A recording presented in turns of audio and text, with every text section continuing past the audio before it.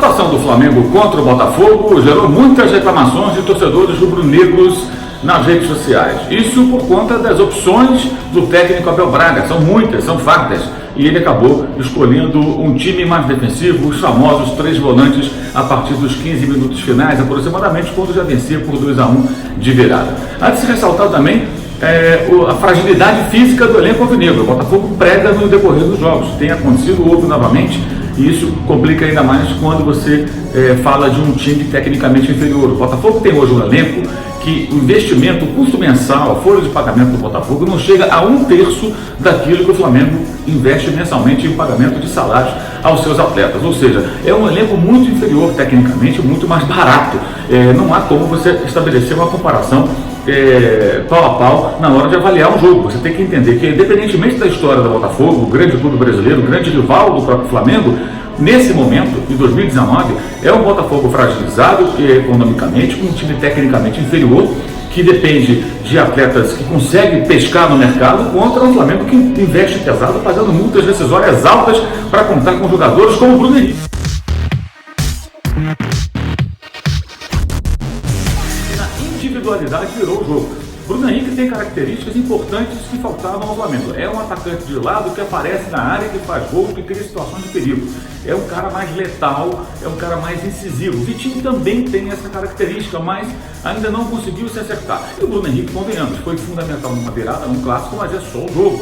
É muito pouco ainda. A grande interrogação que envolve esse jogador é justamente o seu passado recente. 2018 não foi um grande ano dele, em 2017 sim, ele foi muito bem. Se conseguir ter bom desempenho físico e técnico, consequentemente, ele certamente vai agregar muito ao Flamengo. Esse jogo não será um fato isolado, como eu acho também que o Vitinho, que está sendo muito marcado, muito vaiado, vai decolar em algum momento. Agora, a grande questão que envolve Abel Braga é a sua maneira de pensar futebol. E aí não vai aqui uma crítica feroz, um fora Abel, nada disso. Vamos com calma.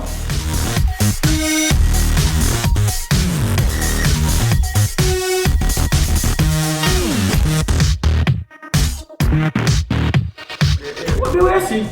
Os argumentos que ele apresenta para fazer a troca que faz com que o Flamengo tenha Pires, Coelar e Arão na parte final do jogo, saindo do gelo, são típicos dos técnicos brasileiros. O Abel não é diferente desses técnicos brasileiros que estão por aí há tanto tempo.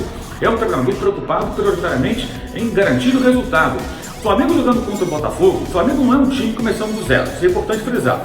O Flamengo tem a base do ano passado, o time que terminou o ano com altos e baixos, mas tendo bons momentos com o Dorival, depois de um trabalho do Barbieri, que também não deixou terra arrasada para o Dorival Júnior.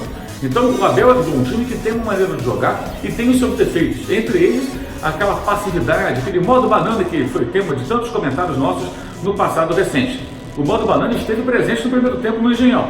Ele teve aí méritos por ter corrigido o time, ter cobrado, feito mudança, ou seja, não ficou melindrado, foi direto ao ponto, tentando mudar a forma de jogar do time, fazendo com que o Flamengo fosse mais decisivo, e foi no segundo tempo. Agora, não ganhou no conjunto, como foi dito. O Flamengo ganhou na individualidade, especialmente no poder de decisão do atacante que entrou para o segundo tempo, no caso, o Bruno Henrique. Esse é um ponto. Embora, repito, o Flamengo tem um conjunto do ano passado, não é um time que começou do zero, é um time que tem aí uma estrada corrida e que precisa melhorar, ainda mais com jogadores que foram contratados para 2019. Quando o Flamengo enfrenta o Botafogo numa situação como essa e consegue fazer a virada no placar, tem 2 caminhos aí a seguir. O Flamengo continua mostrando sua força, que é derivada, evidentemente, de um investimento muito maior e tecnicamente superior. O time vai para cima e busca um terceiro gol, ou ele põe mais um jogador para fechar a marcação, para reforçar a marcação, para fechar os caminhos do adversário, para dificultar. Ele até argumentou, Abel, que o Zé Ricardo colocou o time mais à frente. Claro, está perdendo, você vai pôr o time mais à frente. O Zé Ricardo trabalha com ferramentas muito mais simples do que as do Abel Braga.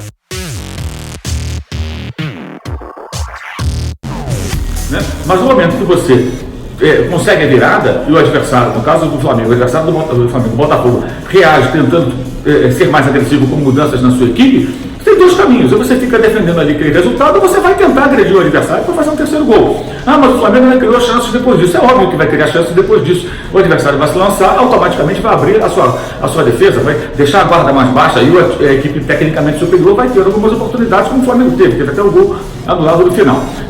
O fato é a maneira como o time quer se impor. O Flamengo contra o Botafogo hoje, vencendo por 2-1, em tese, tivesse um técnico fugindo desse padrão aí que baliza os trabalhos dos treinadores brasileiros, Teria feito o segundo gol e buscaria imediatamente o terceiro, atacando, agredindo, indo para cima do adversário. Isso é algo que nós poderíamos e gostaríamos de ver no futebol brasileiro, não é só no Flamengo. Times tecnicamente melhores, com ambição, com gosto pelo ataque, com que busquem a vitória, que não se intimidem. Mas não, o Flamengo preferiu ali o quê? O seu técnico preferiu aquilo que pensa qualquer técnico brasileiro, salvo raras exceções. Estou ganhando o jogo, virei por 2-1 para 2-1, vou me defender, vou segurar o resultado. Isso nitidamente tem incomodado os torcedores, porque o Flamengo hoje, com o investimento que faz, muito maior do que os seus rivais cariocas, ele tem que, por obrigação, se impor de uma outra forma. Não dá para engolir aquele argumento como se fosse um jogo parelho ali de dois elencos mais ou menos iguais. Não é isso, a diferença é clara, é abissal, o Botafogo luta com dificuldades, está conseguindo se reorganizar, mas não tem ferramentas, não tem jogadores, tem um elenco muito mais pobre tecnicamente. E o Flamengo se submete a tentar administrar um resultado como se estivesse jogando, digamos, contra o Palmeiras, né? Ou contra um Cruzeiro, ou contra um Grêmio, ou contra um Inter, ou contra um Corinthians mesmo, que está passando por mudanças, com várias contratações, mas é um time mais cascudo. Né? Não, um São Paulo, que fez vários investimentos. O Flamengo está jogando contra o Botafogo. E o Botafogo hoje não figura entre esses principais times do Brasil. O próprio Botafoguense sabe disso. É muito pela rivalidade, pelo histórico dos clubes, pela tradição. Mas, em tese, o Flamengo teria que ser um time de mais imposição. Dificilmente será com o Abel. Por quê? Você é contra o Abel? Não, eu sou contra o Abel. Apenas eu constato que o Abel não é diferente dos outros treinadores brasileiros. É o mesmo padrão de comportamento, a mesma forma de ver futebol, é a mesma maneira de pensar futebol. E aí a coisa segue dessa maneira. A grande questão é, o Flamengo contrata, como eu falei no vídeo anterior, depois do jogo passado, quando o Flamengo empatou com o Resende jogando com o time B para C. Também uma escalação que não deu para entender, como eu falei na oportunidade. O Flamengo contrata esses jogadores todos para quê? Para se defender entrincheirado com 3 volantes segurando o jogo. Se fossem 3 volantes que saíssem para o jogo, 3 jogadores que criassem muito, você até pode entender, né? Mas primeiro o Ilharão, que é titular, sabe-se lá como, por quê? Aliás, as pessoas parecem que esqueceram a última partida do Ilharão e do Flamengo em 2018. O jogo contra o Atlético Paranaense, ele foi até expulso, foi um desastre, a situação foi péssima. Ele ali comprometeu demais até alguns bons momentos que teve como o Dorival Júnior. Mas ele é intocável, entra o técnico, sai técnico, eles têm a paixão por isso. Porque os técnicos brasileiros gostam desse tipo de jogador.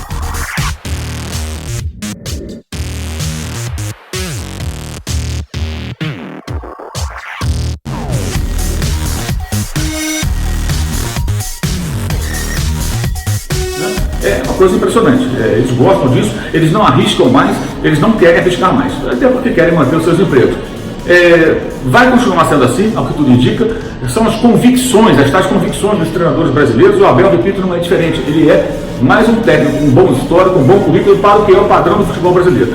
Mas dificilmente veremos esse Flamengo, apesar dos muitos reforços, tentando fazer alguma coisa diferente, fora da caixinha, alguma coisa mais inovadora, ofensiva, agressiva, de imposição, de dominar o adversário, de marcar um gol, de buscar o segundo, de tentar o terceiro. Isso aí está muito distante da nossa realidade, pela cabeça que impera no futebol brasileiro com os treinadores que temos aqui há tanto tempo. O Abel não é diferente disso, pode até ser campeão, ganhar um título importante, mas será pautado por essa forma de pensar futebol. Acostume-se você, torcedor do Flamengo. É isso aí. Valeu, saudações!